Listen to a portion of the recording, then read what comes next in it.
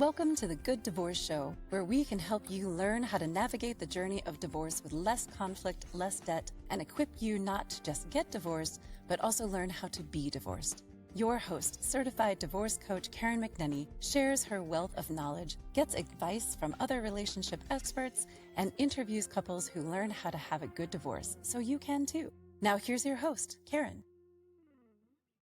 Hey there. Thanks for popping in today on the Good Divorce Show. I am your Good Divorce coach, Karen McNenny. And today I have invited colleague and expert Brook Olsen to chat with us. He is a certified parenting educator with the International Network for Children and Families. He is a certified divorce mediator, a divorce coach, and author of the book, The Black Hole of High Conflict, which offers perspectives and strategies for navigating a high conflict divorce. And if you are finding yourself in that high conflict, well, Brook's knowledge on how the nervous system works and understanding the role that it plays in psychological and physiological reactions to trauma, conflict, and anxiety is going to bring a holistic approach to our conversation today and all tools that he uses when he works with families who are in that high conflict cycle. He also teaches classes in the High Conflict Diversion Program and trains instructors to teach the program throughout the US and Canada. And he also is leading workshops in communication for couples, is a peer consultant to fellow relationships, and is a survivor of his own high conflict divorce. Welcome to the Good Divorce Show, Brook Olsen. Thanks for having me, Karen. Well, let's start with the nitty-gritty and a bit about your own journey. And even though it's been decades, we know that kind of conflict really leaves a mark.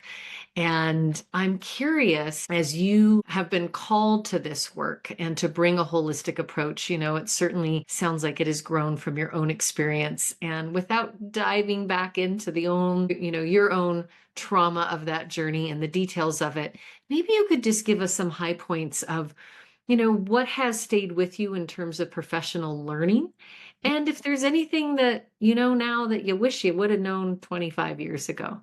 My God, yes. A Well, long list, I'm sure.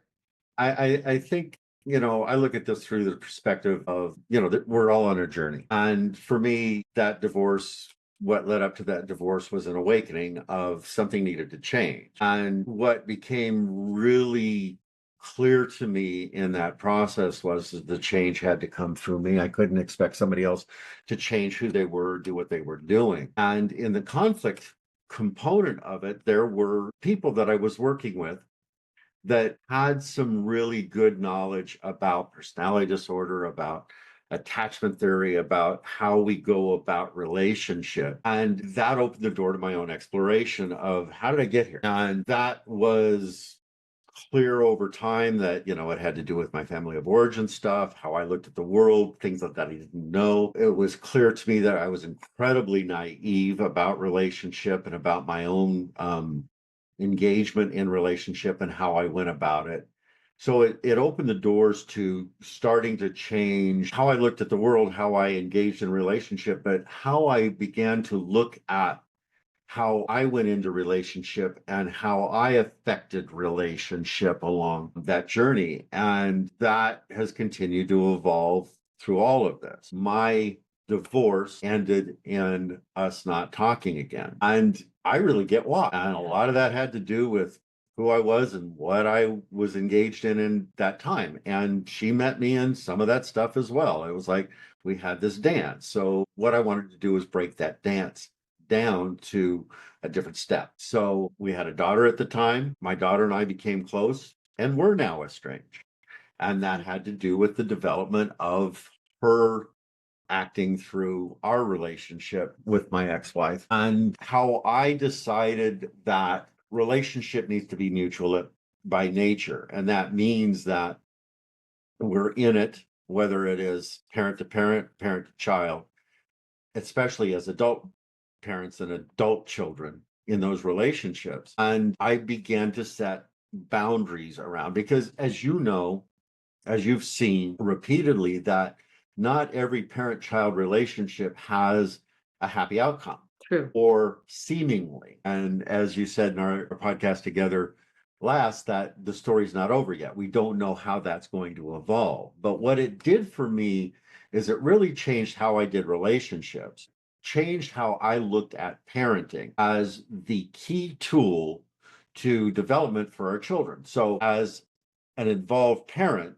as an involved grandparent, where I meet or where parents meet their children in that place of attunement becomes really important. And that is not being a permissive parent. That's not being an autocratic parent. That's being an authoritative parent where we are there, we are making correction, we are attuned, we're not punitive in our correction of the children's behavior, but we are opening up that developmental process of their brain for cognitive process, for being able to problem solve and for critical thought. And that doesn't mean we're going to make our children's life nice and easy and comfortable. I don't think that that's our job. Our job is to hold them in that crucible of challenge and help them find their way through it joyfully. Yes. Yes. So that's kind of where this led me into what I do. And to that end, I'm curious about this collection of experts that you had available as you went through your own journey and have led you into the research and building your own expertise at this time. So I'm going to just pick off the smorgasbord of things that I certainly see come up with my clients. And to our listener today, this is really like going into the classroom. And as you said, Brooke, I think we become underskilled as parents. We don't really understand the impact of family of origin, trauma, how that impacts. I always say my kids spend a lot of time in school learning how to do long division and very little time learning how to have a difficult conversation with another human. Right. So what I would say are relationship literacy is what I refer to it as. We could do well to hone those skills and learn. So let's just start with the giant topic of attachment and attachment theory. And I find myself talking to clients about this as they consider bringing new partners into the family and how children attach to parents, attach differently, and when new people are coming and going, and how that might echo over time in their then own adult life and building new relationships. So attachment, let's start to unpack it. Well, what we're driving for as parents is to create secure attachment, which gives the child sense In contrast to what? Secure attachment in contrast to what are our other options? anxious attachment or avoided attachment in these arenas. And there's other elements in there, but those are kind of the three wide end and middle pieces that we talk about. And secure attachment is that sense that this person's got my back. They're always there through life. They're sitting on their shoulder. They're taking in information. It's a safe place to be. I can make a mistake and I'm not going to get punished for it. We're going to have conversation about it. We're going to find our way through it. And it opens conversation. I'm here. We can have fun. We can play. There's boundaries and there's expectations. And we don't have to get big. We don't have to get loud. We don't have to be angry about making these corrections with our children. We can simply say, this is a boundary. And I'm going to hold that boundary and we're going to work our way through this. And you don't have to like it. You can express your dislike for it. We can have conversation about it. But when we come to the end of this is the direction that we're going to go. I'm the parent. I'm the leader of the gang. And you can trust me.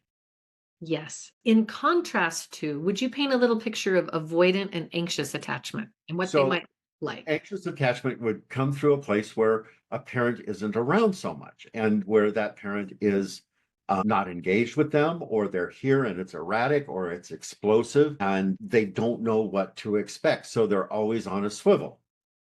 And it's one way of dealing with the anxiety of that type of parenting. Whereas the avoidant piece might be an adaptation, and I think this is true also, of the same type of maybe parenting, but a different reaction to how to deal with it. So this parent is not going to be here. So I'm not going to attach and I'm going to avoid attachment in the future because of the pain of that separation. It doesn't feel safe.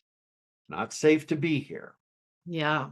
And children develop a way of being in the world through those lenses. So we can help them along the way move from one of these anxious attachments or avoidant attachments towards secure attachment by shifting how we are as parents to being able to show up and not create a chaos for them. So if parents are in high conflict, what I've discovered is typically there's one parent that wants to make a shift, that wants to do it differently, that wants to learn how to do this. And I look at this through the lens of parallel parenting.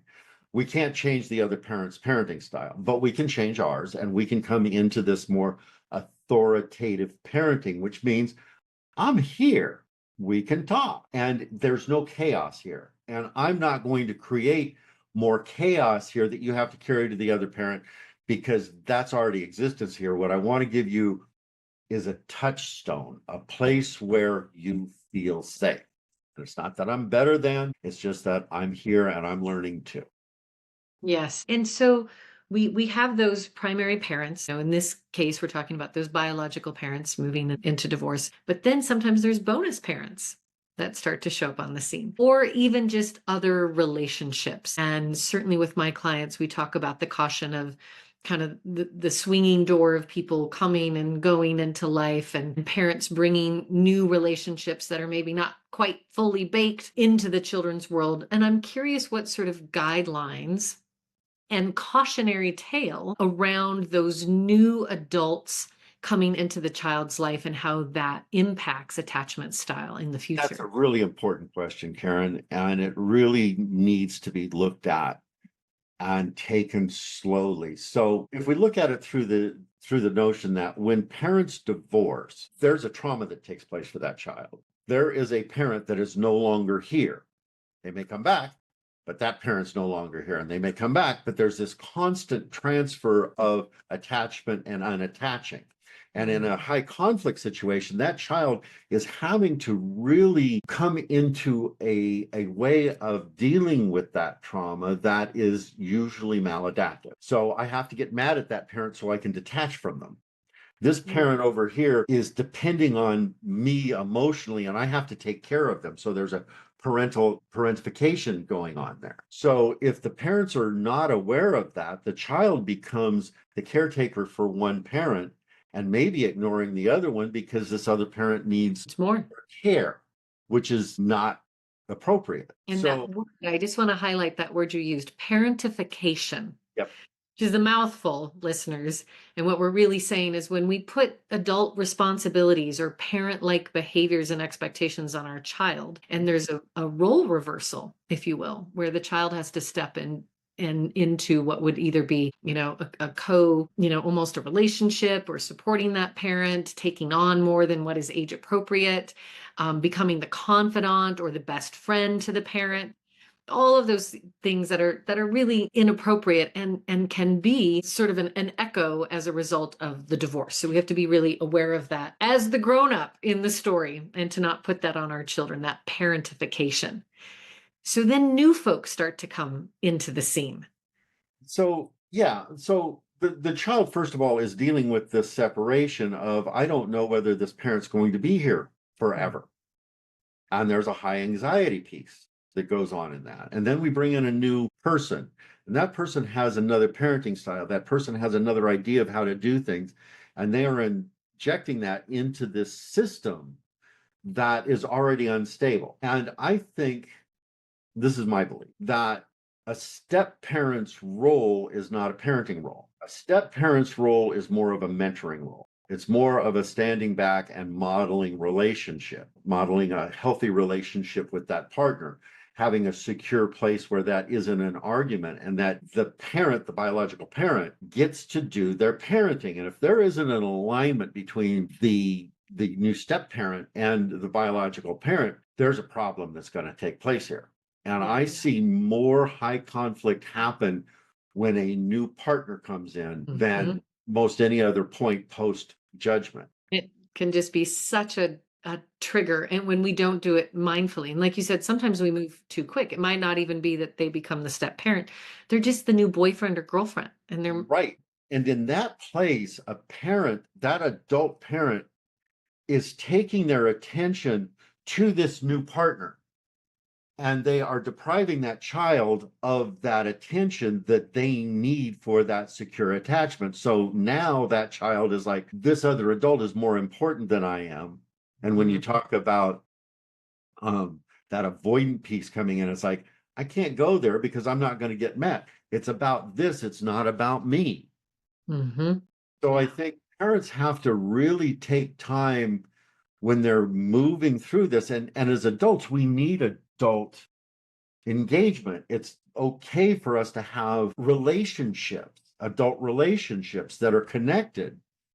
But I think it's important that when a parent has an opportunity to have their adult time, that they have their adult time. That's the other parent's parenting time, right? And then when it's time to have parenting time, that's where your attention is. And when we try to bring that new partner in, we're creating instability in our relationship with our children oftentimes because we don't do it consciously. And by saying doing this consciously, I mean, you got to really dig in and question why I'm doing what I'm doing. Is this just to get my needs met and I've got to do this, or am I ignoring my child, or what is it? And to really distill that down. But there's another piece that's taking place when you bring that parent in or that new partner in. You're having a triggering effect more than likely on the other parent, the mom or dad, the biological mom or dad that we have divorced or separated from. And they're feeling challenged in that. And if we're not conscious about that, if we're going, well, that's their problem, not mine, you're missing the point, because that problem is yours because it's your child's problem, because they have to deal with that, because that other parent is maybe inappropriately overcompensating for this, and it's causing tension within that co-parenting relationship. So all of this has to be slowed down and coached through, so you understand really that this is not just a knee-jerk reaction that you get to do and you get to unconsciously flow through. No, you have to stop. And what is it that is a priority here? Yeah.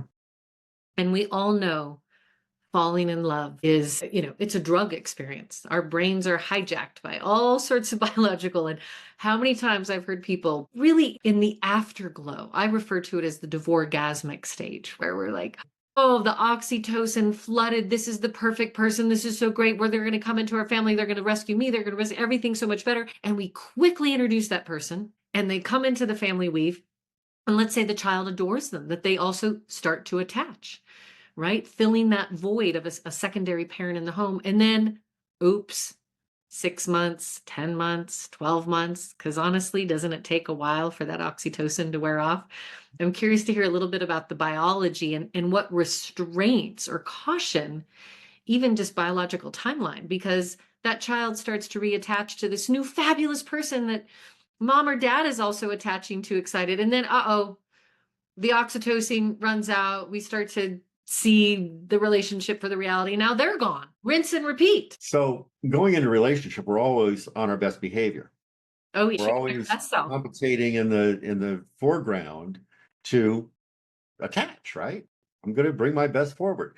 But after about 6 months, we start getting a little lazy with our protections. And We're then just more authentic. right. And stuff starts to unfold. If we haven't done our own work, the likelihood of us picking the same partner is pretty high. And the Right. probability of our own behaviors remaining is pretty high. So this slowing down, to taking time from the divorce, from the separation, to really understand how I got here is an important piece. And if my partner, my new partner, hasn't done any of that work, they're repeating this piece as well. And now we're back into a dysfunctional system. So when I'm working with a client that is just getting out of a relationship and they're jumping into a new one, I'm throwing flags and I'm trying to get them to slam on the brakes and go, wait a minute, this is what is going to happen here. And more than likely it does. And because everything is so raw, it causes more conflict with the other parent. So this piece that I talked about originally that is going through this process for me was really about, I don't want to do this again. Yeah. And if if our listeners are focused on that piece, they're going to go a long way to doing it right the next time around. And they will go slow. They will not introduce that partner. And when they do introduce that partner is going to be attuned to the boundaries that we're setting, because relationships, good relationships, whether they're parent to child or adult to adult, are founded on good, healthy boundaries. No, that doesn't work for me. Okay, let's talk about that. And then you find that place where you negotiate that middle ground, and then you can move forward, but it's not this running over of control and power that happens in so many of these dysfunctional relationships. Do you have a sense, and I know every situation is different and we can't really pinpoint a timeline, but if you were to pinpoint sort of a guideline of two things. One, from the time the divorce is complete, and I've heard it said the clock doesn't start when they move out. The clock starts when you walk out of the courthouse, because there's the stage of, what I call the purgatory. Are we in? Are we out? Are we getting divorced? We're not getting, and most of us go through this. Let's go to counseling. Let's do this. And we try to save the marriage. Then it's decided. Then you're going through divorce. Then there's divorce recovery, which happens after you walk out of the courthouse. And then there's just being divorced. So in that divorce recovery, or that timeline of, as you said, doing the work, is there a guideline of the pause between the relationship I had in my marriage and before I set out to start another relationship, which might not be the casual date, but like, I'm really ready to dig into something? So this is a grief process. Culturally, in different cultures, they talk about it as a physiological response. There is a breaking of energetic ties with one another, but it's painful. And some of these cultures will talk about that process taking 12 to 18 months, a year to a year and a half, just physiologically finish that grief process. And to be ready to go, okay, now I can open up and I can start to explore something else. And I think that that's not a bad timeline. And I would agree. The seasons that there's a year. And, I try to remind my clients as well that, it'll take perhaps 3 years until you kind of reestablish your independent self, your financial stability, this new relationship of being a part-time parent and a part-time single person. Like, there's so much that shifts. Right. When they hear 3 years, like, well, it took a lot of years to get here. It's going to take some time to unravel what was, but also to quilt together this new life and reestablish who you are in this new paradigm as a divorced person. And it just always takes longer than we want and longer than we expect. So framing the expectation, you cannot push the river. And to also consciously remember that how you got here wasn't just through that relationship. There was a whole lead up to that piece, and early childhood trauma and family of origin trauma and all of the things that are wired in that we see the world through that is not accurate, that we project something onto something that isn't there because of something that's over here that's unconscious. And if we are going to function as functional adults in relationship, we've got to always be looking at what lens am I looking through? Am I looking through the lens of a 4-year-old, a 10-year-old, a 16-year-old, or am I looking through the lens of a 40 or 50-year-old? Mm-hmm. And what is actually here?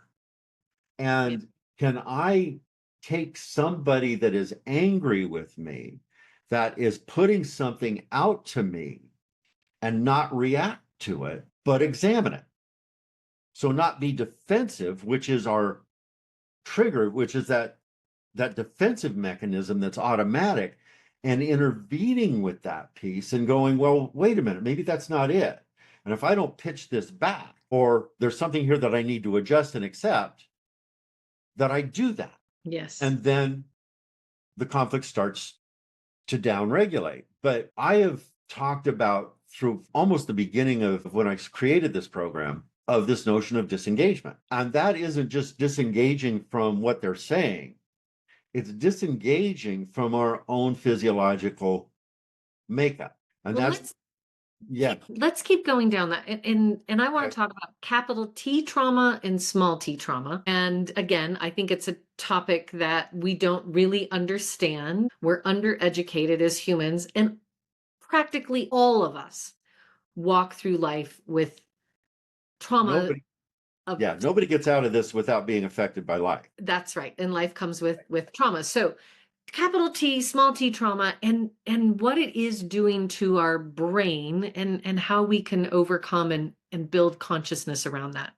So I think the first pieces that I like to talk about, I did a podcast with Dr. Stephen Porges recently, and he talks about the vagal nerves and how this stuff turns on and off, and how we come into being, really cued to what's safe and what's not safe in our world. So there is a sensation that happens when we are defensive. Heart rate goes up, perspiration, respiration, all of these things happen.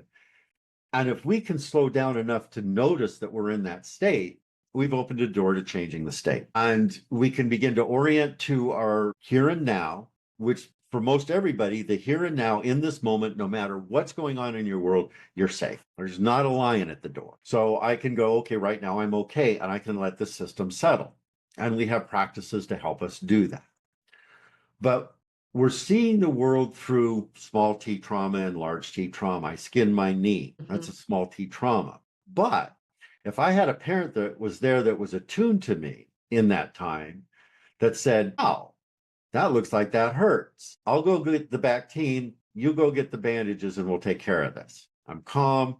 We're okay. And that's cool. Big T trauma.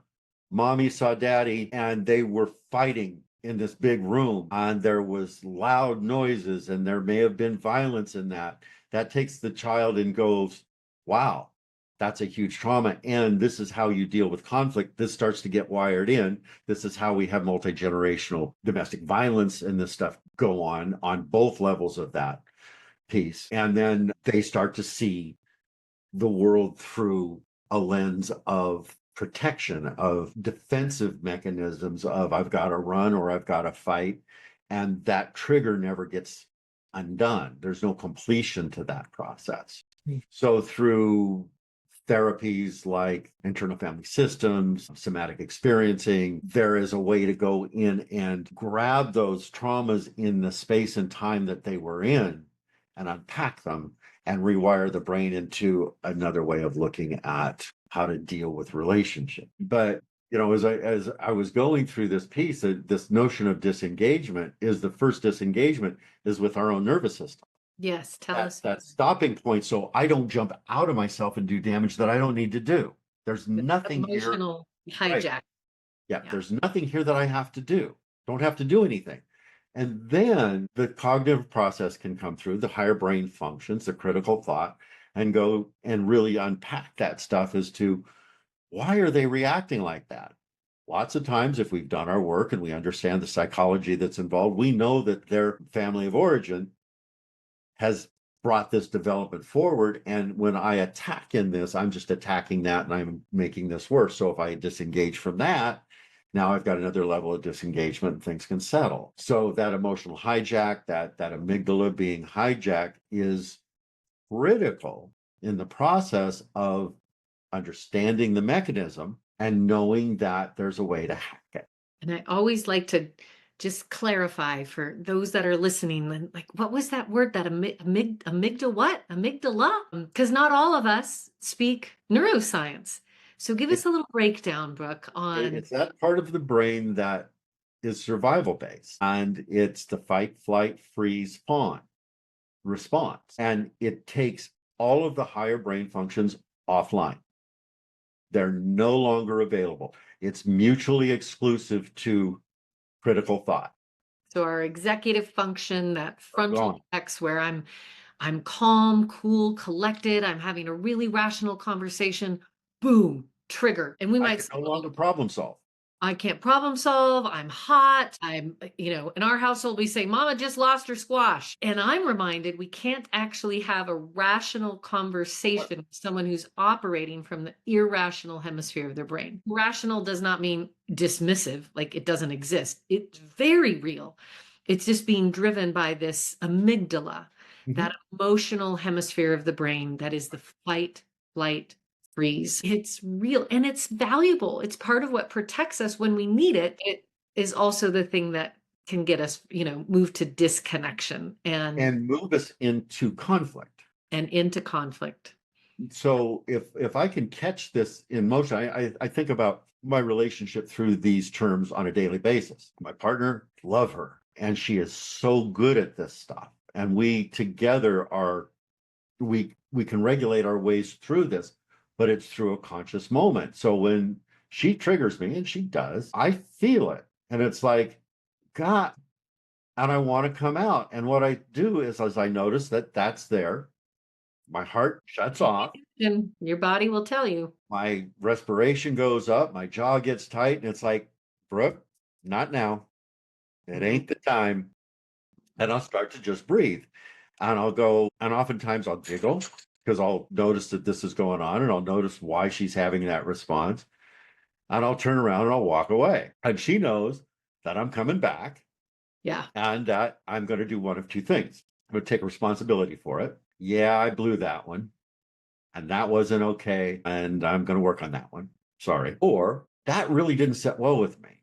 And I don't know what's going on over there, but this doesn't work. Let's talk. Yes. So there's this coming back in, but we're coming in from executive function. We're not coming in from their activity. And once we've made that move, the pendulation back and forth in that becomes easier. Yes.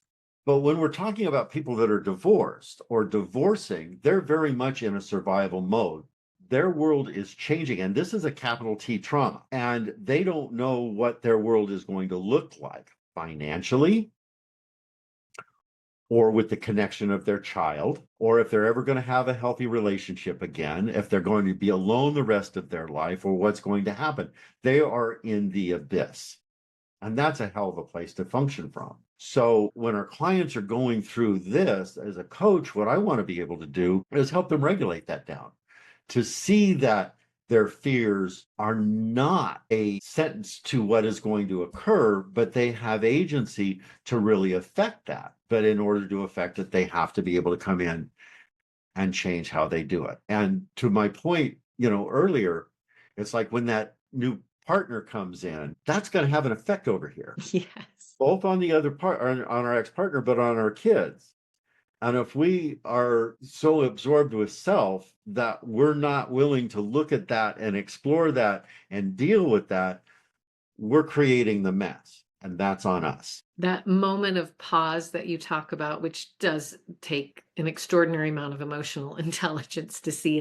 Listeners, I'm going to put it really simply. I refer to this as the conversation crockpot. Just put it in the crock pot and let it simmer. You don't got to take it out right now. It's going to be there waiting, and you'll know when the right time comes. And when we're in long-term relationships, like you mentioned with your partner, like we're not going to solve everything in the moment. It's going to be there. It's a perpetual crock pot of growth, rinse, repeat. Well, these co-parent relationships are also forever relationships. And I think we lose sight. The marriage is done, not the relationship. You're still working on a relationship on behalf of your children, on behalf of the family. And you can always pull back and say, you know what? I'm triggered. I'm hot. This isn't going to go well right now. So we're going to put it in the crock pot. Use that language, listeners, and we'll come back to it. It's just going to sit there and get simmery and savory rather than hot potato in the moment. The line I use on that is, don't just do something, sit there. Yes. But I'm sorry, go right ahead. Yeah, so I just wanted to add here real quickly that by taking responsibility as an adult in this co-parenting relationship, which may in fact not be a co-parenting relationship when we move to the high conflict pieces, this notion of you're always going to be in relationship with that other partner is true. It doesn't mean that you're going to be talking with them. It doesn't mean that you're going to be necessarily co-parenting with them. You may be parallel parenting in that, but that person is there and you've had that experience with them. And what I've come to find out is that experience is always with me, and that's the relationship. And it's always informing me of where I was and where I am and where I may still be where I was Mm. in relationship in my own journey. So the value of that high conflict relationship, I wouldn't change for anything because it has continued to inform my development over the years. And I appreciate that relationship for the love that was there and for the lessons that were learned out of that. And there's no longer any, yeah, she was crazy, or I am mad at her, or I hate her, or any of that other stuff. It's just gone. And there's nothing but appreciation for the journey and for the lessons that that person brought to my life. Those words, listeners, I hope you can almost imagine a warp speed in your own life. Those of you that are sitting in the high conflict relationship and just thinking it will never end. It will always be intense. There is no hope of peace or a different perspective. And as you share your own experience, Brooke, I know that it's giving hope to those that are just stuck in it, and that there are alternatives. And as we begin to close our conversation for today, I want you to just, because I think one of the solutions is this differentiation between co-parenting and parallel parenting. Could you just Yep. unpack that a little bit more, and what that means, and how Sure. that can be such a beneficial tool for folks? So parallel parenting is co-parenting. It's a subset of co-parenting. And when parents can't decide on how they're going to parent together, trying to co-parent in a reasonable way is not available. And to the point of it causes more conflict. There's more engagement, there's more argument, there's you're not doing it right. No, you can't make me do it that way. And it continues. So the parallel parenting model says, hey, I'm not going to have this argument with you anymore. I'm going to create boundaries in terms of how I communicate with you because I'm not going to be bullied. I'm not going to be pushed. I'm going to do my own work. I'm going to be the best parent that I know how to be. And I hope that you do the same as long as the children are safe. And safe is a perspective. And as coaches, we have to really dial that into our clients as to, what is something that's actionable here and what you just let go because you don't like it. And they do them. But there's a boundary line of I am not going to engage in argumentative fights with you over the parenting. I'm going to do the right thing for the right reason all the time. If I'm going to the doctor, I'm going to give you the information. If I'm going to the dentist, I'm going to give you the information. If I'm going to the school, I'm going to give you the information. But you're not going to tell me how I am going to have dinner, go to sleep, engage with the kids. What is, if I want to take the kids hunting and teach them about guns and you don't like it, that's tough. I'm going to do that. And I'm not going to argue with you about it. Yeah. Or whatever those pieces are. So we start to go and understand what, and I think this is an important part, is what is important to the court process, because if you're going to fight, that's where you're going to end up. And if you're going to spend that kind of money to go down that road, you better understand the road that you're going down and have your feet solid, because frankly, the system doesn't care. It just doesn't. Yeah. And the people that are making the decisions, that are going to make the decisions in your life, you're not going to like the decisions that they make because they got up on the wrong side of the bed, or they've got a history here, or whatever. Or they've seen 10 other arguing sets of parents in the last 2 days and they've just had it. And that's why people like Brook Olsen exist, is to help you to take agency and take control of your relationships and to know that you have choices. So grateful. And as a reminder, listeners, we've been chatting with Brook Olsen, who is a certified parenting educator, as well as a divorce mediator and a coach. And his book, The Black Hole of High Conflict, informed by his own experience and years of working with families. What else can we know, Brooke, about how to find you and to lean on you as an expert and a source of continued information? So we have a podcast as well, which is the High Conflict Co-Parenting Podcast. We are in I think we're coming into our 6th year here pretty soon. There's over 300 pieces there that are available. You can find those on your podcast channels. You can come to my website, which is just highconflict.net, We've recently started a membership site that is the disengagement zone. That's disengage at .highconflict.net. And this material is just, it's there and it's available and it's digestible and it's there for your exploration. And if you've got questions, we've got the forums for masterclasses and for Q&As. And my goal here at this stage of my life and this stage of my career is to help people figure this stuff out. And thank goodness that you feel called to the work and have really taken the challenges and the trauma of your own experiences and transform that into good and support for other people. Thank you so much for bringing your expertise, Brook. Thank you for having me. And listeners, thanks to you as well for taking time out of all the parts of your life to engage here on the Good Divorce Show and to make a commitment to improve your journey for you, your co-parent, as well as your children. You are the one in charge. And I will remind you, everything will be okay in the end. And if it's not okay, it's not the end. Thanks for listening. Do you have questions or thoughts about this week's episode? Let us know by following the Good Divorce Coach on Facebook and Instagram at Good Divorce Coach, and leave a comment. And be sure to tune in every Monday at 10 a.m. Pacific or listen anytime wherever you get your podcasts.